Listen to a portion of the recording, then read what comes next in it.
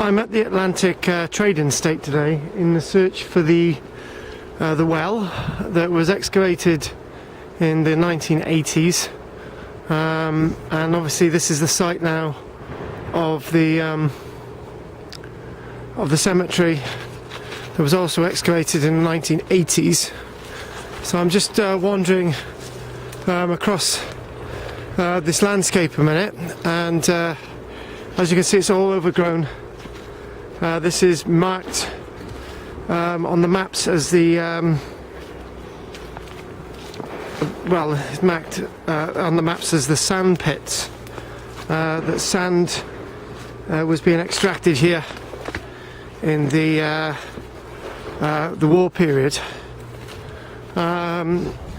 So it's going up and down, and there's lots of material dumped around here.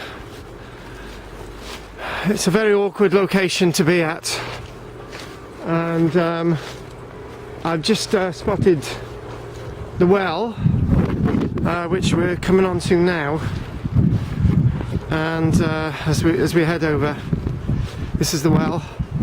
Seen better days, but I do believe, for what want of reason, that the last time I came here it was full of tyres, and now the well itself is now full of water.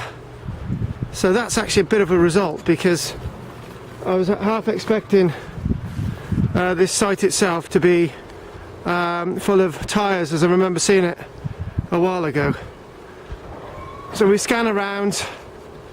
Nature's taken over the site again, being that there's lots of burials and so on still around here. Up to 50 bodies were removed at varying dates from late Roman period. And let's just pan to the well as well, from the 1700s. So there she is, water glistening. I'll just shape around again and see if we can get another view.